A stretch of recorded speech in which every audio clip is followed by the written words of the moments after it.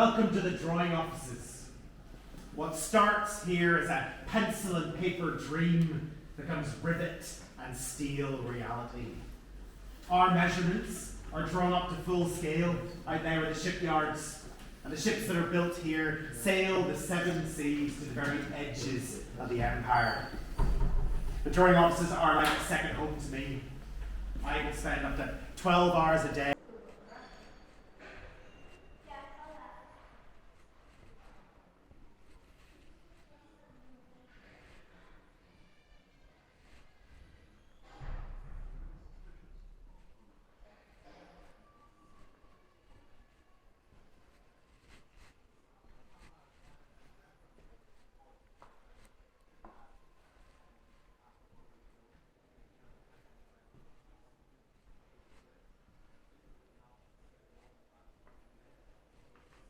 Designs on paper, right up to the keel and the slipways. I know every nut, rivet and bolt in those ships. The day that they launched the hull of the Titanic from Queen's Island slipways, and that's going to be a day to remember. Over 100,000 people are set to attend, can you imagine? Just shows you the pride that the people of Belfast have in their most talked about of ships. Well, I must be going. I have to look over these plans and sign them off before the natural light goes. It's all in the detail. Excuse me.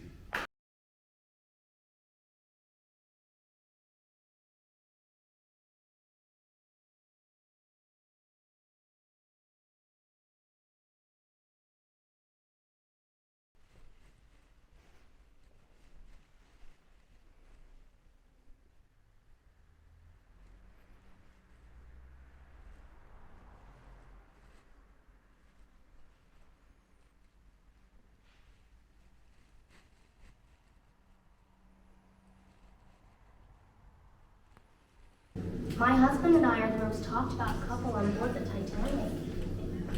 But let me tell you something before the gossips do. People talk. They always have. But not because my husband is the wealthiest man on board, or because I am younger than his 19-year-old son, or because he's more than half my age, or because I am his child. People have always talked about my husband because he is John Jacob Astor IV. We recently got married, and we honeymooned in Egypt. It was so exotic and peaceful. When we found out about the baby, we had to cut the trip short, and we booked passage home to New York on the Titanic. We boarded the SS Nomadic in Cherbourg, France on April 10th with our little dog Kitty and a few of our servants. Truly first class in a different life. The valet chauffeur named Mr. Traveling from country to country. It's not a big passport you need, but a big wallet. I speak, how do you say, how to talk? I am a first class steward on the White Star Line, SS Nomadic. I'm very proud of it. Now, what can I get for you? A cocktail? Manhattan? Some Collins? Some white wine? Perhaps a glass of champagne? Can I just see up to? Zoot! This is for second class passage. You cannot be in here. Off with you. If you want to drink, there is a water fountain in the second class lounge.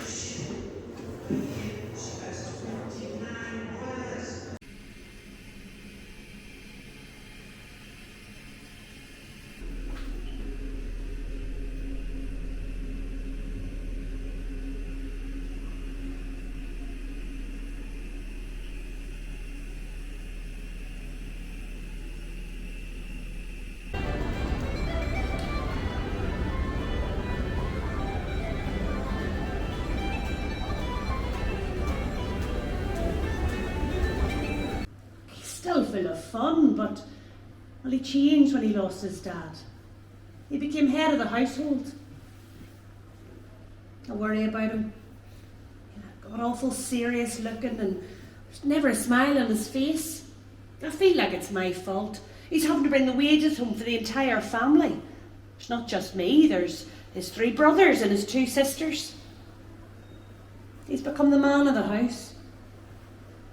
He's a wise head and young shoulders as my Alfie. The day he found out he was going to be on Titanic's maiden voyage as part of the guarantee group with all his mates. I haven't seen a smile like that since before his daddy passed. He was going to be the first Cunningham in New York. And if the weather was good, they'd be there in a week.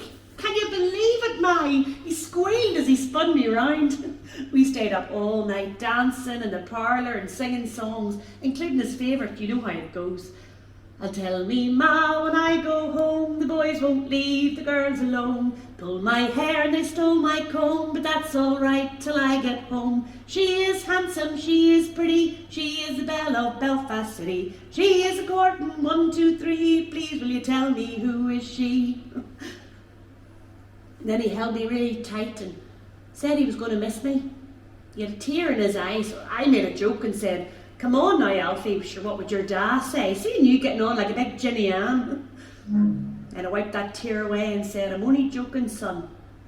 Your dad would have been so proud of you, you know that, don't you?" On the 1st of April, the night before she was due to set sail to Southampton, I knew he'd be working late. Sure, I feel like I built that ship myself. I knew he'd be working late, but I didn't mind. I had a special supper all laid out for him, and I'd said the younger ones could sit up and see him when he got in. I told him he could go to the pub with his mates, but no. He wanted to spend the evening with us. It's my Alfie's way.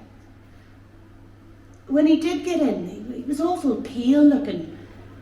He said they'd seen petrel birds circling the ship, and one of the old hands said that this was a bad omen.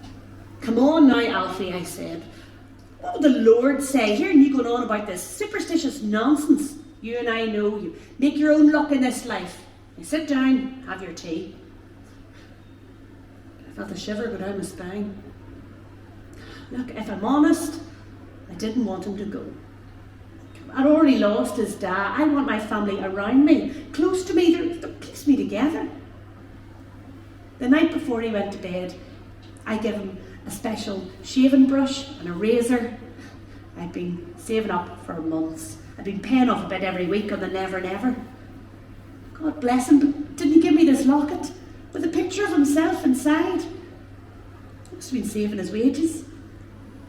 I told him I'll never take it off. Always keep it close to my heart. They're away now. There wasn't as many to see them off as there was at the launch. Oh, I know it's a wonderful opportunity for our boys. I just pray God will keep them safe, you know.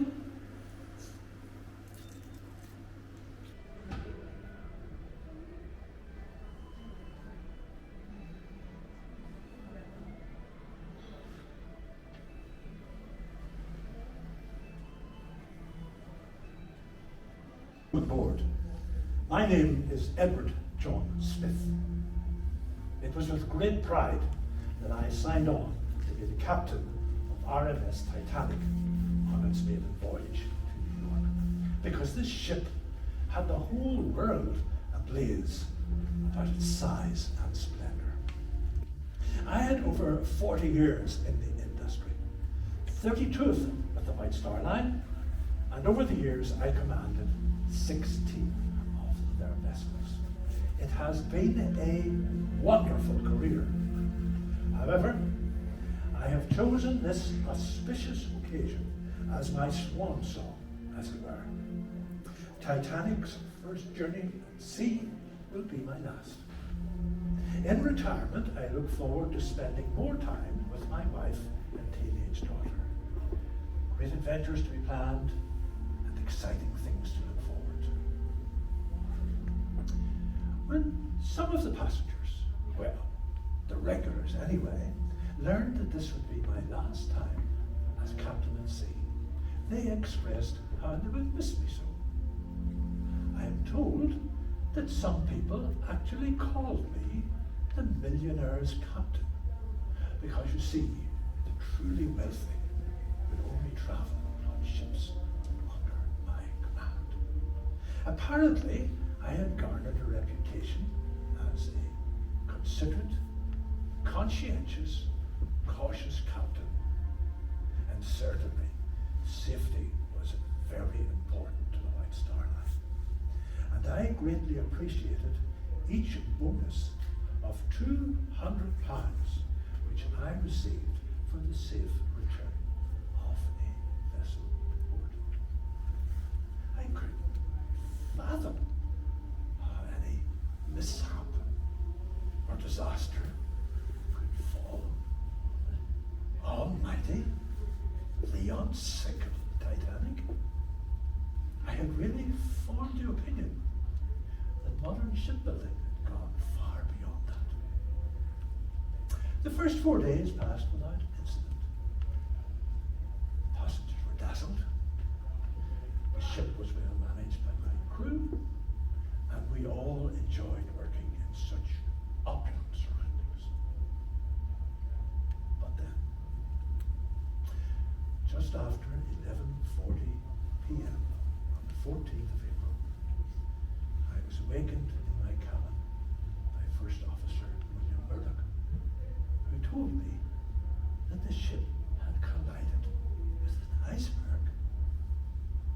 Now, at first, I couldn't countenance that at all, because, you see, I had deliberately set a more southerly route to avoid any ice that might be lingering in the more northern waters. Well, I went up onto the bridge. Second Operator Bride had just taken over from First Officer Phillips. I told them the ship has struck an iceberg. An inspection has been carried out to see what it did to us, but I didn't think it could possibly be serious. Bride said, should I send out the general call for assistance? I said no. Prepare the signal and wait for word. And Bride left. He came back very shortly thereafter. His head was hardly through the door when I said, send the call for general assistance. Because on reflection, I decided we should be prepared for what I thought could be the worst. Then, at 12:05, just 25 minutes after that grinding, shuddering noise had first alerted the crew, I ordered Chief Officer Wyde to uncover the boats. First Officer Murdoch to muster the passengers. Sixth Officer Wade to get out the lists of boat assignments. And Fourth Officer Boxall to waken Third Officer Lightoller, Second Officer Pittman.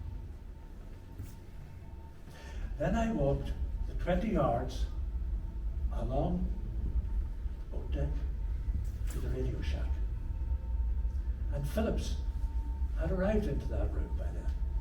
He said, sir, is it time to send out the regulation call? A stress signal. And I said it is. I handed him a piece of paper with Titanic's position on it. And at 12:25, he started C U D M G Y. That was Titanic's call signal. Again and again, 6 times over, that signal went out over the empty Atlantic. At first, everything seemed to be going smoothly. Procedures were being followed. Plans were being made.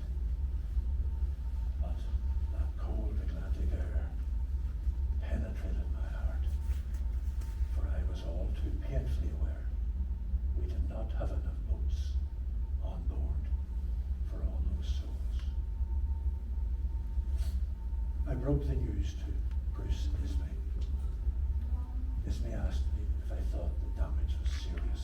I said, sir, I think it is. Ismay, who had just pulled his coat and waistcoat and so forth over his pajamas, and was still actually wearing his slippers, climbed up onto the bridge to see if there was anything which he, as the president of the White Star Line, should be aware of. I maintained my composure. I did my duty. I did my best to prevent panic, and I even helped with the evacuation when the time came. But throughout, all I could think about was each soul on board. I remained on the bridge for as long as I could. The last time my men came to see me on the bridge before the water reached us, all that was left for me to say was, "Well done, lads. You have done your duty. Now, every man for himself."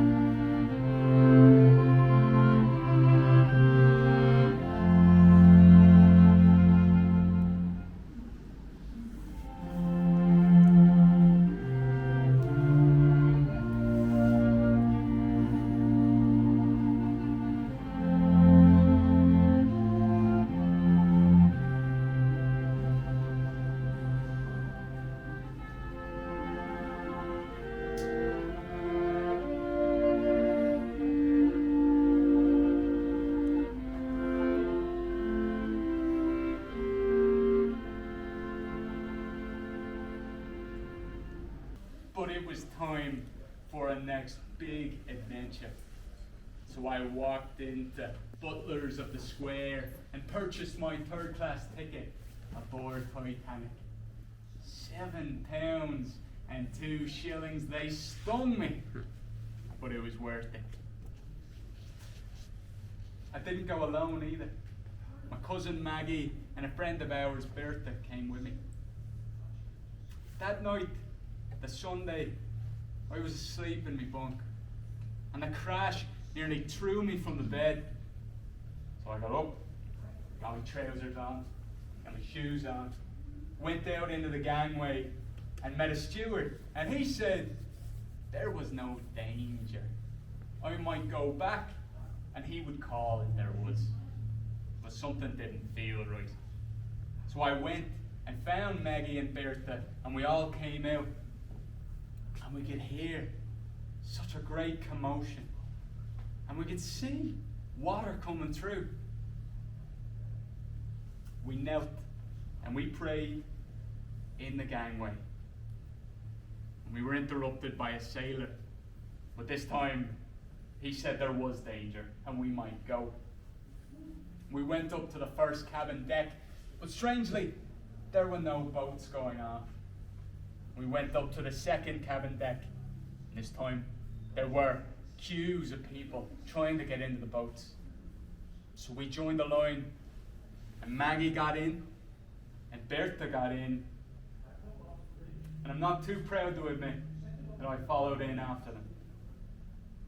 Sat down, and the officers were calling me out, but life was sweet to me. I didn't want to drown or die on a boat. So I stayed put. What would you have done, huh? It didn't matter anyway. An officer forcibly removed me from the raft. And I went in search of another one. And there were plenty. One was being queued up for, but this one was a bit different. The officer in front had a gun. And he said, "Any man tries to get through, and I'll shoot them." And 2 men did try. And he was true to his word. He shot them where they stood, and they hit the deck. I decided that was quite enough for me. I turned and went and heard another bang. Swivel round, and the officer's lying on the ground. Now, they told me that he shot himself, but I didn't see it. At this point, the water was rushing all across the deck. it was chaos, manic. Thankfully, the ship, she gave a lurch, and all that water came rushing in one direction and flipped a canvas craft that hadn't been lowered overboard. But there was nothing else for it. I followed over and hit the water and started to swim. The craft was upside down, but it didn't matter. I heaved myself up on her, turned around, and gazed. Titanic, sinking. And her stern was rising up into the air. And you know, I thought that it would spin around and fall on top of us. But it didn't. It just kept sliding slowly down into the water. You know, I was rescued on that craft. I was unconscious, but they brought me round with, like, smelling salts. And I felt like I had been 15 rounds with Jack Johnson. I recovered, but I don't think I can ever forget the screams of the women, the children, even the men. And those ones that slid away slowly from the craft. Henry Chris, Albert Irvine,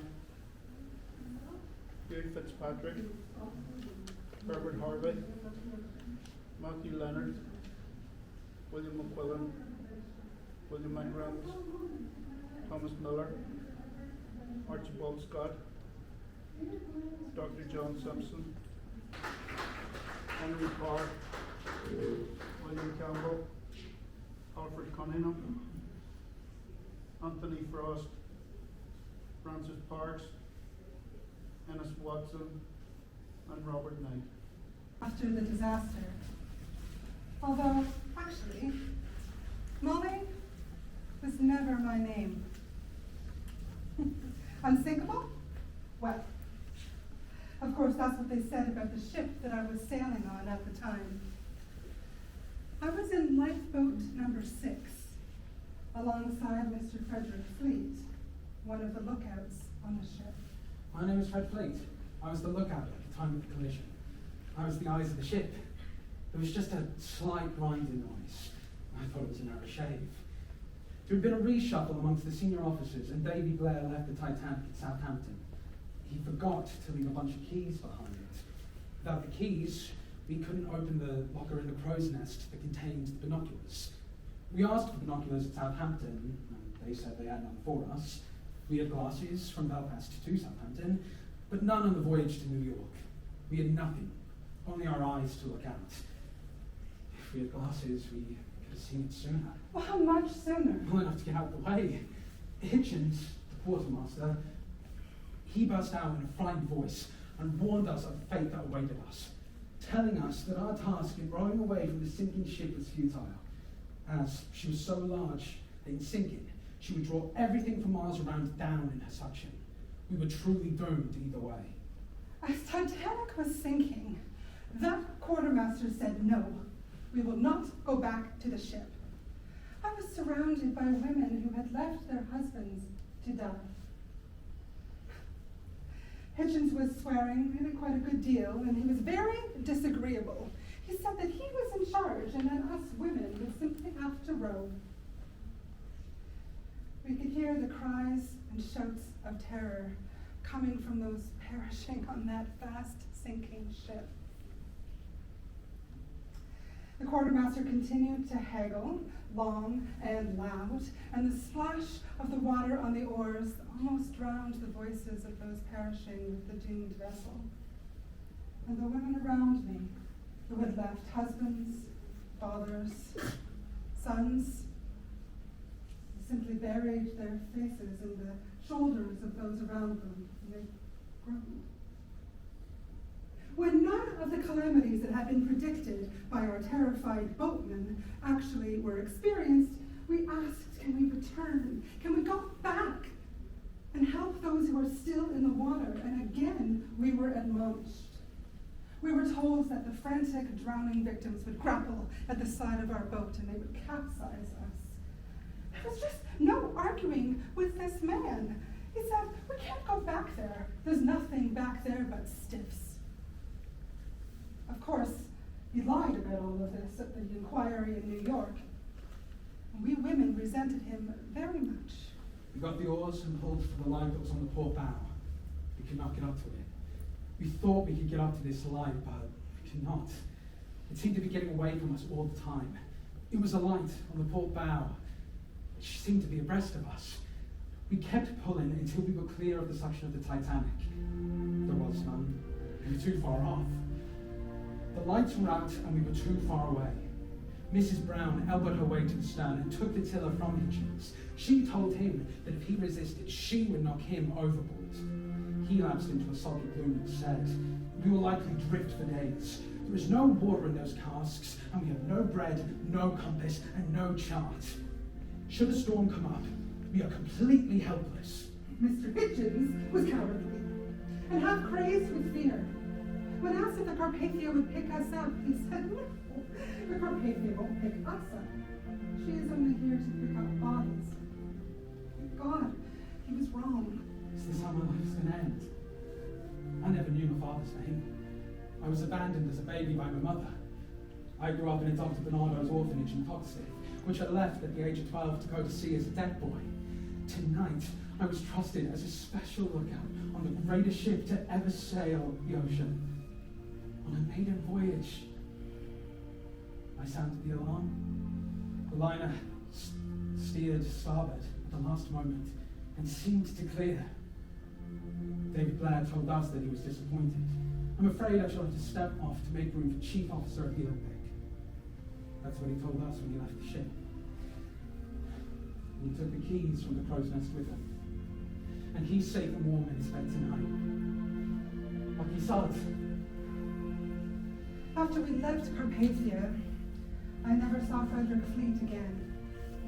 The man who had glimpsed the iceberg too late returned to the White Star Line. It didn't go well. None of the Olympic's crew or passengers wanted to look out from Titanic up in the crow's nest looking for icebergs. He ended his days in poverty, selling newspapers from a street corner in Southampton. And I believe he ended his own life, hanging from a washing line in his back garden 2 weeks after the death of his wife. Money is not what makes us. It is not who we are or what we have, but what we are that matters. Myself, after being salted and pickled and brined mid-ocean, I am high and dry. I am a daughter of adventure. Never a dull moment in my life and prepared for any eventuality.